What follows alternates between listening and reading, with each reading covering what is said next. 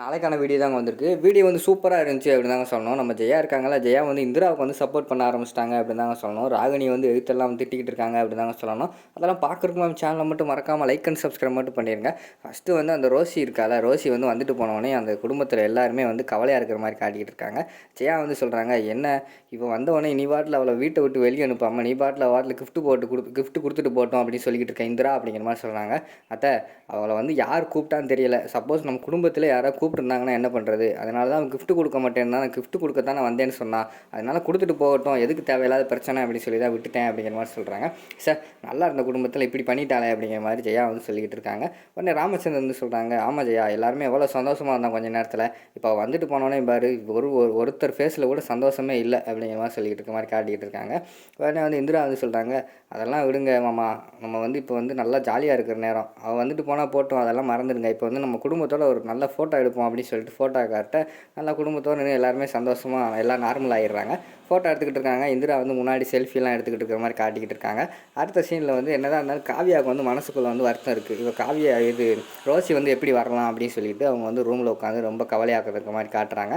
அந்த நேரத்தில் கதிர் வந்து கையில் வந்து பால் டப்பாவோட வராங்க. காவியா, இந்தா பையனுக்கு பால் கொடு, வயிறு பசிக்க போகுது, பால் கொடு அப்படின்னு சொல்லிட்டு பால் டப்பாவை கொடுக்காங்க. காவியா வந்து அமைதியாகவே இருக்காங்க. உடனே நம்ம கதிர் சும்மா இருக்காமல், நான் கூப்பிட்ட எல்லாருமே ஃபங்க்ஷனுக்கு வந்துட்டாங்க, சாப்பாடு நல்லா இருந்துச்சு சொல்லிட்டாங்க, ரொம்ப சந்தோஷமாக இருக்குது அப்படிங்கிற மாதிரி கதிர் சொல்கிறாரு. உடனே காவியா வந்து சொல்கிறாங்க, என்னது நீங்கள் கூப்பிட்டவங்க எல்லாருமே வந்துட்டாங்களா? அப்போனா அந்த ரோசியை வந்து நீங்கள் தான் கூப்பிட்ருக்கீங்களா அப்படிங்கிற மாதிரி வந்து நம்ம காவியா கேட்குறாங்க. உடனே கதிர் வந்து சொல்கிறாரு, என்ன ரோசி இப்படி பேசிக்கிட்டு இருக்கேன்? நான் திரும்பி நல்லபடியாக வாழ்ந்துக்கிட்டு இருக்கேன், என் மேலே சந்தேகப்பட்டுக்கிட்டு இருக்கேன். நான் ஒன்றும் அவளை கூப்பிடவே இல்லை. நான் கூப்பிட்டா எதுக்கு நான் வந்து அப்படி பயப்பட போகிறேன்? அவள் யாரோ கூப்பிட்டுருப்பாங்க, நான் கூப்பிடல அப்படிங்கிற மாதிரி சொல்லிட்டு இருக்காங்க. உடனே காவியா வந்து சொல்கிறாங்க, யாரோ கூப்பிட்டுருப்பாங்களா? அது எப்படி யாரோ கூப்பிடுவாங்க? கரெக்டான டயத்துக்கு வரா. அவளை தெரிஞ்ச ஒரே ஆள் இந்த வீட்டில் நீங்கள் மட்டும்தான் இருக்கீங்க. நீங்கள் கூப்பிடாம வேறு யார் கூப்பிட்ருப்பா? நீங்கள் தான் கூப்பிட்ருப்பீங்க அப்படிங்கிற மாதிரி வந்து நம்ம காவியா சொல்கிற மாதிரி காட்டுறாங்க. என்ன காவியா, என்னை வந்து நீ நம்பவே மாட்டியா அப்படிங்கிற மாதிரி கதை சொல்கிறாங்க. ஆனால் இந்திரா வந்து என்ட்ரி கொடுக்காங்க. அது எப்படி மாமா நம்ப முடியும் உங்களை? நீங்கள் என்ன அப்படி நம்புகிற மாதிரி எல்லாம் செஞ்சுருக்கீங்க? நீங்கள் தான் கண்டிப்பாக கூப்பிட்ருப்பீங்க. எனக்கு என்னமோ குழந்தைய கடத்தினதே நீங்கள் தான், எனக்கு டவுட் இருக்குது. அதனால் வந்து நான் உங்களுக்கு ஒரு வார்னிங் தரேன், இதோடு நீங்கள் திருந்திக்கோங்க. திருப்பி வேறு ஏதாவது தப்பு பண்ணிக்கிட்டு இருந்தீங்கன்னு வச்சுக்கோங்களேன், கண்டிப்பாக வந்து உங்கள் வீட்டில் முன்னாடி எல்லாத்துக்குமே அவமானமாக போகும், உங்களுக்கு பார்த்துக்கோங்க மாமா அப்படிங்கிற மாதிரி சொல்லிகிட்டு இருக்காங்க. இது எல்லாத்தையுமே அங்கிட்டிருந்து வந்து ராகினி வந்து ஒட்டு கேட்டுக்கிட்டு இருக்காங்க. உடனே கதிர் வந்து சொல்கிறாரு, இந்திரா, என்ன என் மேலே பழி போட்டுக்கிட்டு இருக்கேன்? நானா என் பையனை கொல்ல போகிறேன்? நானே திரும்பி நல்லபடியாக வாழ்ந்துக்கிட்டு இருக்கேன், இப்போ வந்துக்கிட்டு என் மேலே பழி போட்டுக்கிட்டு இருக்க? என்ன காவியா பார்த்துக்கிட்டு சும்மா இருக்க? இதெல்லாம் நீ கேட்க மாட்டியா? உன் தங்கச்சியை பாரு, என் மேலே பழி போட்டுக்கிட்டு இருக்கா அப்படிங்கிற மாதிரி வந்து நம்ம கதிர் சொல்கிறாங்க. காவியாவுக்கு வந்து ஒன்றுமே புரியலை, அமைதியாகவே இருக்கிற மாதிரி காட்டிக்கிட்டு இருக்காங்க. என்ன காவியா அமைதியாகவே இருக்கேன்? நீ அமைதியாக இருக்கிறத பார்த்தா நீயும் அவங்க தங்கச்சி சொல்கிறத நம்புகிற போலையே. நான் ஒன்றுமே பண்ணலை, என்னை நம்பு அப்படிங்கிற மாதிரி வந்து கதிர் சொல்லி என்னென்னமோ சொல்லிக்கிட்டு இருக்காங்க. காவியா வந்து அமைதியாகவே இருக்காங்க. சரி காவியா, என் மேலே உனக்கு நம்பிக்கை இல்லை அப்படித்தானே? இப்போ என்ன, நான் தான் ரோசியை போய் வந்து போலீஸ் ஸ்டேஷனில் வந்து கம்ப்ளைண்ட் கொடுத்து அவளை தூக்கி வைக்க சொல்கிறேன். இப்போ சந்தோஷமா? நான் அந்த கிளம்புறேன் அப்படின்னு சொல்லிட்டு சும்மா ஃபோன் எடுத்துகிட்டு அப்படியே போகிற மாதிரி காட்டுறாங்க.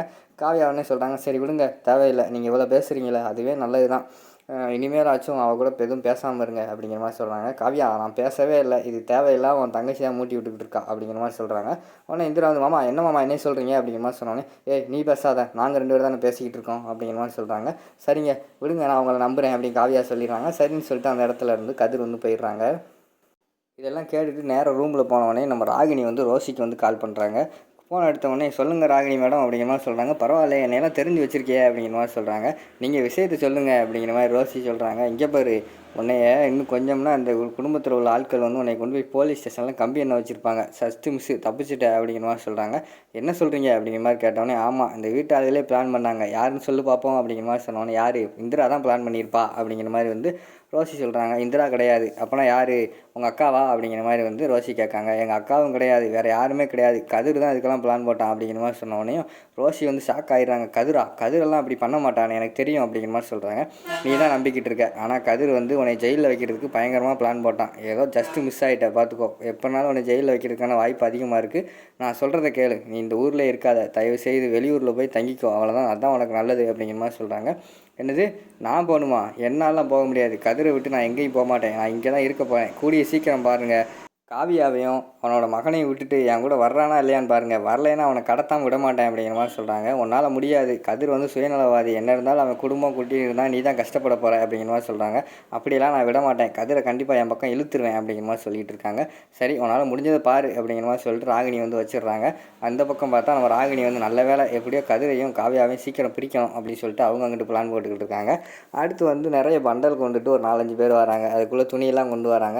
யாருன்னு கேட்டவொடனேயும் அவங்க வந்து சொல்கிறாங்க, அந்த குழுவிலேருந்து நீங்கள் தானம்மா, சுபா இங்கே தானே இருக்காங்க, அவங்களுக்காக வந்து எங்கள் முதலாளி வந்து திங்ஸ் எல்லாம் கொடுத்து விட்டாரு, பார்த்து தைங்கம்மா, கொஞ்சம் யோசிச்சு தான் கொடுத்துருக்காரு அப்படிங்கிற மாதிரி சொன்னேனே. நீங்கள் ஒன்றும் பயப்படாதீங்க, எல்லாம் கரெக்டாக இருக்கும் அப்படிங்கிற மாதிரி சொல்லிவிட்டு இந்திரா வந்து அனுப்பி வச்சிடுறாங்க.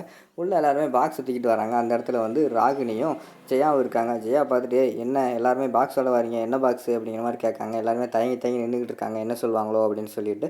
இந்திரா மட்டும் தைரியமாக சொல்கிறாங்க, அத்தை சுபா குழுவில் இருக்காங்களே, அவங்களுக்கு வந்து ஒரு பெரிய ஆஃபர் கிடச்சிருக்கு, நிறைய பேருக்கு வேலை கிடச்சிருக்கு, இந்த ஆஃபர் மட்டும் தச்சு முடிச்சிட்டாங்கன்னா நல்லா லாபம் வரும் அப்படி இப்படின்னு சொல்கிறாங்க. அப்படியா, என்ன செய்யணும் அப்படிங்கிற மாதிரி கேட்டவொடனே துணி தான் தைக்க கொடுத்துருக்காங்க அப்படிங்கிற மாதிரி சொன்னேன். ஓ அப்படியா அப்படிங்கிற மாதிரி சொல்கிறாங்க.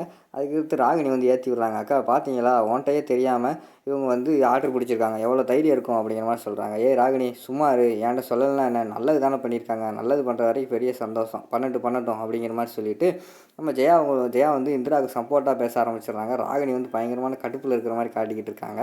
அதோட பார்த்தீங்கன்னா இந்த எபிசோட வந்து முடிச்சிடுறாங்க.